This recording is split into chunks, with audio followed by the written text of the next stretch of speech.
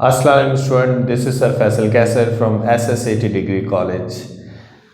Welcome in second year class. हम आपको खुशामदीद कहते हैं सेकेंड ईयर की क्लास में। ठीक है, सारी सिचुएशन को देखते हुए सबको पता है कि ऑनलाइन क्लासेस हैं, तो हम लोग ऑनलाइन जिसे कहते हैं सेकेंड ईयर का स्टार्ट करेंगे।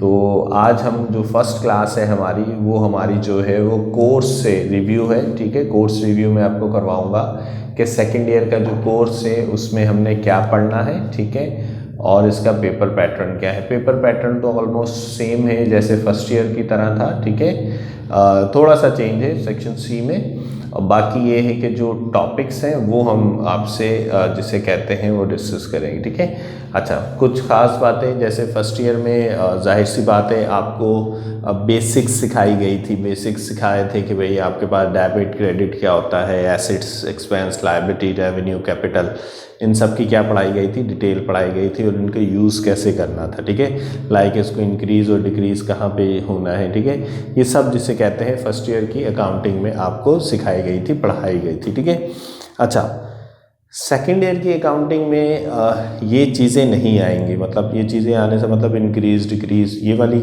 जिसे कहते हैं ऐसी सोचें नहीं होंगी। ठीक है, अब इसमें सिचुएशन में क्या है, अब जैसे आप मतलब आपको ये पता होनी चाहिए, आपको जिसे कहते हैं याद होना चाहिए। ठीक है, अब मतलब वो चीज़ें नहीं होंगी कि बताओ भाई कैश क्या चीज़ है, तो वो पता होना चाहिए। ठीक है, अगर किसी को पता नहीं है तो वो प्लीज़ उसको रिव्यू कर लें। ठीक है, रिव्यू करें ताकि जिसे कहते हैं आपको पता चल जाए कि इसको हम लोग ने एसेट्स वगैरह क्या चीज़ है, एक्सपेंस वगैरह क्या चीज़ है, लायबिलिटी वगैरह क्या चीज़ है। ठीक है, ये हमें पता होना चाहिए, और इसका यूजेस क्या है ये भी आपको पता होना चाहिए। ठीक है, चलें जी, हम अपनी जिसे कहते हैं सबसे पहले पेपर डिस्कस कर लेते हैं कि पेपर हमारे पास क्या है। सेम वही सेक्शन ए है, आपके पास 20 MCQs आएंगी। ठीक है, वो कितने मार्क्स की होंगी, 20 मार्क्स की होंगी। ठीक है, जैसे फर्स्ट ईयर में होता था। सेक्शन बी है। ठीक है, सेक्शन बी में आपके पास 7 क्वेश्चन आएंगे। ठीक है, और 5 जो है आपको अटैम्प्ट करने, हर क्वेश्चन जो है वो 10 मार्क्स का है, यानी इसका मतलब ये हो गया कि ये 50 मार्क्स आपके यहाँ पर आ गए। ठीक है, फिर सेक्शन सी है, 3 क्वेश्चन हैं। ठीक है, 2 अटैम्प्ट करने हैं। यहाँ पर जिसे कहते हैं सेक्शन बी में हर क्वेश्चन जो है वो 10 मार्क्स का था, तो सेक्शन सी में हर क्वेश्चन जो है वो कितने मार्क्स का है, 15, यानी 2 क्वेश्चन आप करेंगे 15 मार्क्स के, तो कितने आ जाएंगे, 30 मार्क्स आ जाएंगे। तो इस तरह जो है 20, 50, 30 और आपका मार्क्स कितने आ जाएंगे, 100 मार्क्स हो जाएंगे। ठीक है, सबको पता है नॉर्मली 33% यानी 30 मार्क्स, 33 मार्क्स वाला जो है वो क्या होता है, क्लियर होता है। ठीक है, तो ये छोटा सा एज यूजुअल जो आपके पास फर्स्ट ईयर में था। ठीक है, फर्स्ट ईयर में भी यही सेम पैटर्न था, उसी तरीके से हमने इसको जिसे कहते हैं सेकेंड ईयर में भी सेम वही होगा हमारे पास से। ठीक है, अच्छा जी, अब आते हैं ज़रा टॉपिक्स की तरफ। सेकेंड ईयर की अकाउंटिंग फर्स्ट ईयर की अकाउंटिंग से टोटली चेंज है। ठीक है, कोई भी एक टॉपिक जिसे कहते हैं वो सिमिलर नहीं है। ठीक है, एक टॉपिक है जिसे कहते हैं हम लोग सिंगल एंट्री। ठीक है, थोड़ा बहुत आपके फाइनेंशियल स्टेटमेंट से जिसे कहते हैं मिलता जुलता है। ठीक है, बाकी सारे टॉपिक्स आपके चेंज हैं, यानी यूँ समझ लो कि 90% अकाउंटिंग फर्स्ट ईयर की अकाउंटिंग से जिसे कहते हैं चेंज है, आपको कुछ नया सीखने को मिलेगा। ठीक है, हाँ, रूल्स एंड रेगुलेशन वही रहेंगे, रूल्स को वही फॉलो करना है, वही accounting, asset, expense, liability, revenue, capital, Contra जिसे कहते हैं हम लोग। ठीक है, सारी चीज़ें वैसे ही आएंगी। ठीक है, अच्छा जी, अब हम लोग थोड़ा सा टॉपिक्स को रिव्यू कर लेते हैं कि टॉपिक्स क्या है हमारे पास। देखिएगा, पहला टॉपिक है accounting for non profit concern. ये पहले टॉपिक में हम लोग क्या करते हैं कि नॉन प्रॉफिट कंसर्न का मतलब है ये लाइक उन ऑर्गेनाइजेशंस के लिए हम लोग अकाउंटिंग कर रहे होते हैं जिन लोगों में जिसे कहते हैं कोई प्रॉफिट का मकसद नहीं है कमाने का। ठीक है, लाइक छिपा वाले हो गए, इंडस हॉस्पिटल वाले हो गए, ईदी वाले हो गए। ठीक है, तो इनका मकसद जिसे कहते हैं प्रॉफिट कमाना नहीं होता। सो टॉपिक का नाम भी अकाउंटिंग फॉर नॉन प्रॉफिट। ठीक है, या नॉन प्रॉफिट कंसर्न, यानी ऐसी ऑर्गेनाइजेशन जिनका प्रॉफिट से कोई ताल्लुक नहीं है, वो हम लोगों ने उसमें हम इससे रिलेटेड हमारी अकाउंटिंग है। ठीक है, अच्छा, फिर है हमारे पास सिंगल एंट्री।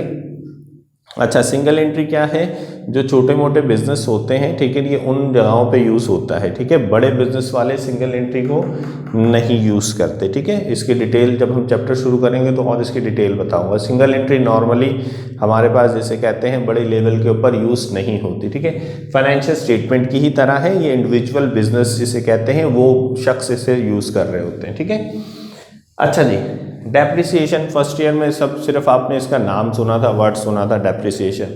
यहाँ पर इसका पूरा एक टॉपिक है। डेप्रिसिएशन से मुराद होता है, डेप्रिसिएशन का ताल्लुक होता है फिक्स एसेट से, याद रखिएगा। डेप्रिसिएशन का ताल्लुक है फिक्स एसेट्स का, ठीक है। सो फिक्स एसेट से रिलेटेड यहाँ पे हम लोग बात करेंगे, यानी समझ लें कि कोई भी जो हमारे पास जो नॉर्मली फिक्स एसेट्स होते हैं उनकी वैल्यूज़ क्या होती हैं, डिक्रीज़ होती चली जाती हैं, ठीक है।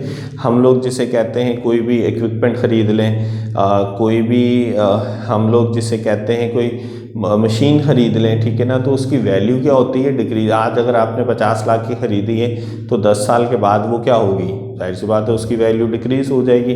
वो क्यों होती है, किस तरह होती है, ठीक है। अच्छा, ये टॉपिक पढ़ना बहुत ज़रूरी है। बड़ी बड़ी कंपनीज़ के अंदर इसकी लाइक एक अलग से डिपार्टमेंट बना हुआ होता है, ठीक है, कि उन्होंने जिसे कहते हैं अपने फिक्स एसेट जैसे मशीनरी हो गए, मेडिकल इक्विपमेंट हो गए, उन्होंने कब ख़रीदने हैं, कितने ख़रीदने हैं, कितनी उनकी लाइफ है, ठीक है, कितने अरसे तक वो चलेंगे, फिर जब वो ख़त्म हो जाएंगे उनको डिस्पोज करना होगा, ख़त्म करना होगा, उनके बदले नए ख़रीदने होंगे, कब ख़रीदने होंगे, किस तरह ख़रीदने होंगे, जिसे कहते हैं ये पूरी हम लोग क्या करेंगे, इसकी डिटेल हम लोग पढ़ेंगे कि ऐसा क्यों होता है, ठीक है। ओके जी, नेक्स्ट टॉपिक है हमारे पास रिटेन अर्निंग, ठीक है।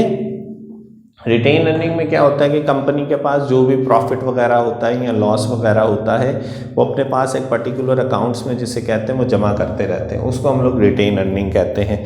वहीं से सारी चीज़ें, यानी जो पैसा किसी को देना होता है, किसी लाइक आपके शेयर्स वे ऊपर जिसे कहते हैं प्रॉफिट वगैरह हो जाए या लॉस वगैरह हो जाए, ठीक है, वो सब हम लोग यहीं पे डिस्कस करते हैं। फिर है issuance of shares and debenture. Issuance of shares and debentures में क्या है हमारे पास, ये समझ लीजिएगा।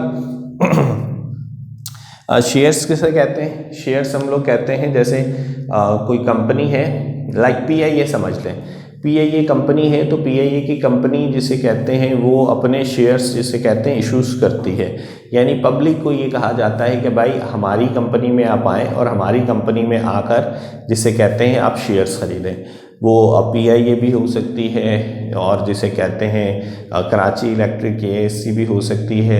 इंटरनेशनली आप चले जाएं, जिसे कहते हैं एमिरेट्स ऑनलाइन पे भी चले जाएं, ठीक है। बहुत सारी लॉट्स ऑफ हज़ारों लाखों में कंपनियां हैं, ठीक है, जो कहती हैं कि आप आएँ हमारी कंपनी में पैसा लगाएं।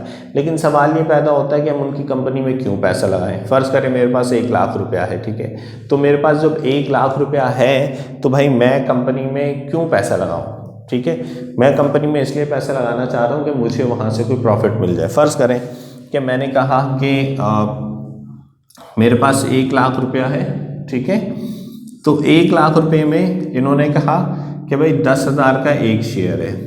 एक अच्छा, शेयर्स की वैल्यू कुछ भी हो सकती है, 25-30 रुपये भी हो सकती है, 40 रुपये भी, 100, 150, लाख, 2 लाख, कुछ भी हो सकती है वैल्यू, इससे कोई फ़र्क नहीं पड़ता, ठीक है।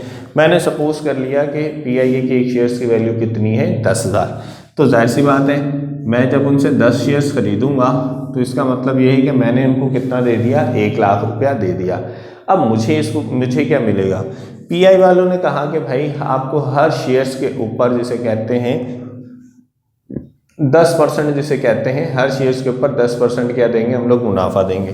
तो कैसे होगा, फ़र्ज़ करें मैंने जो पैसा था 1 लाख लगाया हुआ था, तो जब मैंने इसका 10% निकाला तो मुझे जो है जाहिर सी बात है वो कितना प्रॉफिट देंगे, 10,000 रुपये मुझे प्रॉफिट वो दे देंगे, ठीक है। तो अब इस सिचुएशन क्या है, प्रॉफिट दे दिया। अच्छा, सवाल आता है कि सर हमें प्रॉफिट दे दिया, अब पीआईए के हालात ऐसे ख़राब है, सिचुएशन ख़राब हो रही है, डेफिनेटली आपको देखिए इस सिचुएशन में आपको इस तरह आपसे आएंगे नहीं भाई कंपनी को लॉस हो गया है, हाँ आप लॉस के भी हिस्सेदार है, ऐसा नहीं होगा। इस सिचुएशन में क्या होता है ये ज़रा समझिएगा, ये जो आपके शेयर्स है ना, शेयर्स, ठीक है, 10,000, ये 10,000 के शेयर्स की वैल्यू गिर जाती है।